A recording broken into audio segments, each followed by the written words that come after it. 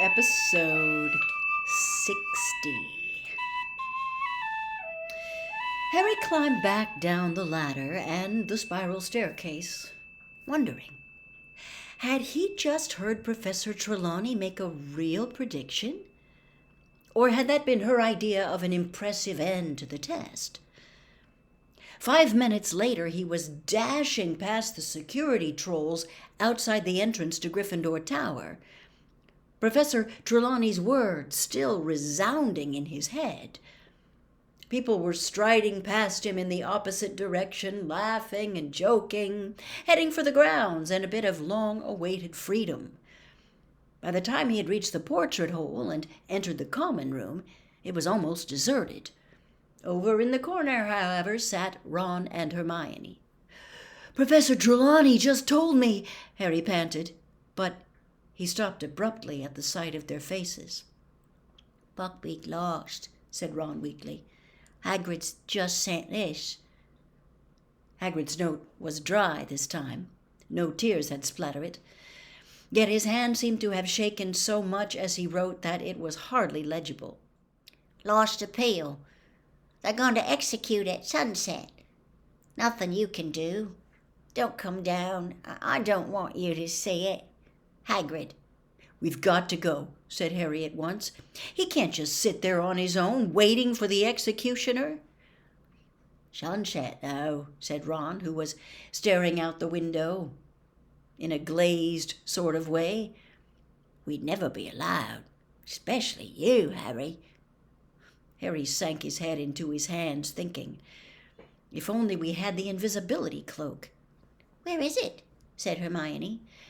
Harry told her about leaving it in the passageway under the one-eyed witch. "If Snape sees me anywhere near there again, I'm in serious trouble," he finished. "That's true," said Hermione, getting to her feet. "If he sees you. How do you open the witch's hump again?" You tap it and say Descendium," said Harry, but Hermione didn't wait for the rest of his sentence. She strode across the room, pushed open the fat lady's portrait, and vanished from sight. "She hasn't gone to get it," Ron said, staring after her. She had. Hermione returned a quarter of an hour later with the silvery cloak folded carefully under her robes. "Hermione, I don't know what's gotten into you lately," said Ron, astounded. "First you hit Malfoy, then you walk out on Professor Trelawney." Hermione looked rather flattered. They went down to dinner with everybody else, but did not return to Gryffindor Tower afterwards. Harry had the cloak hidden down the front of his robes. He had to keep his arms folded to hide the lump. They skulked in an empty chamber off the entrance hall, listening until they were sure it was deserted. They heard a last pair of people hurrying across the hall and a door slamming. Hermione poked her head around the door. "Okay," she whispered. "No one there. Cloak on." Walking very close together so that nobody would see them, they crossed the hall on tiptoe beneath the cloak, then walked down the stone front steps into the grounds.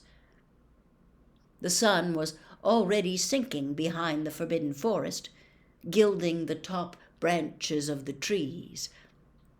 They reached Hagrid's cabin and knocked. He was a minute in answering, and when he did, he looked all around for his visitor, pale-faced and trembling. "It's us," Harry hissed. "We're wearing the invisibility cloak. Let us in and we can take it off." "You shouldn't have come," Hagrid whispered, but he stood back and they stepped inside. Hagrid shut the door quickly and Harry pulled off the cloak. Hagrid was not crying, nor did he throw himself upon their necks. He looked like a man who did not know where he was or what to do. This helplessness was worse to watch than tears. "Want some tea?" he said. His great hands were shaking as he reached for the kettle. "Where's Buckbeak, Hagrid?" said Hermione hesitantly. I took him outside," said Hagrid, spilling milk all over the table as he filled up the jug. "He's tethered in me pumpkin patch. Thought he ought to see the trees and smell fresh air before Hagrid's hand trembled so violently that the milk jug slipped from his grasp and shattered all over the floor. "I'll do it, Hagrid," said Hermione quickly, hurrying over and starting to clean up the mess. "There's another one in the cupboard," Hagrid said, sitting down and wiping his forehead on his sleeve. Harry glanced at Ron, who looked back hopelessly. "Isn't there anything anyone can do, Hagrid?" Harry asked fiercely, sitting down next to him. "Dumbledore—" "He's tried," said Hagrid. "He got no power to overrule the committee. He told them Buckbeak's all right, but they're scared. You know what Lucius Malfoy's like. Threatened him, I expect. And the executioner, McNair, he's an old pal of Malfoy's. But it'll be quick and clean, and I'll be beside him." Hagrid swallowed. His eyes were darting all over the cabin as though looking for some shred of hope or comfort. "Dumbledore's going to come down while it happens. Wrote me this morning. Said he wants to be with me. Great man, Dumbledore." Hermione, who had been rummaging in Hagrid's cupboard for another milk jug, let out a small, quickly stifled sob. She straightened up with the new jug in her hands, fighting back tears. "We'll stay with you too, Hagrid," she began, but Hagrid shook his shaggy head. "You're to go back up to the castle. I told you, I don't want you watching, and you shouldn't be down here anyway. If Fudge and Dumbledore catch you out without permission, Harry, you'll be in big trouble." Silent tears were now streaming down Hermione's face, but she hid them from Hagrid, bustling around, making tea. Then, as she picked up the milk bottle to pour some into the jug, she let out a shriek. "Ah! Ron! I don't believe it! It's Scabbers!" Ron gaped at her. "What are you talking about?" Hermione carried the milk jug over to the table and turned it upside down. With a frantic squeak and much scrambling to get back inside, Scabbers the rat came sliding out onto the table. "Scabbers?" said Ron blankly. "Scabbers, what are you doing here?" He grabbed the struggling rat and held him up to the light.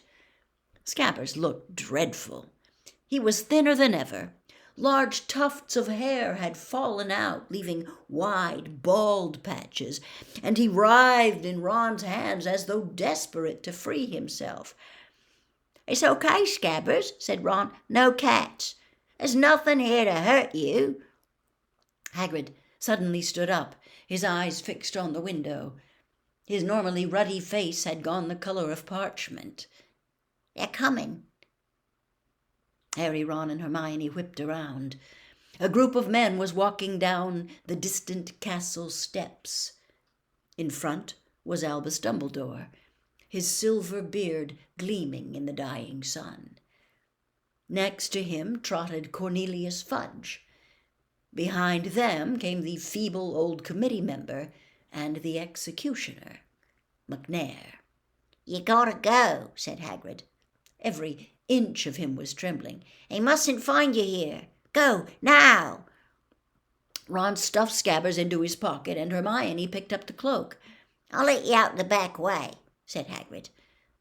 They followed him to the door, into his back garden.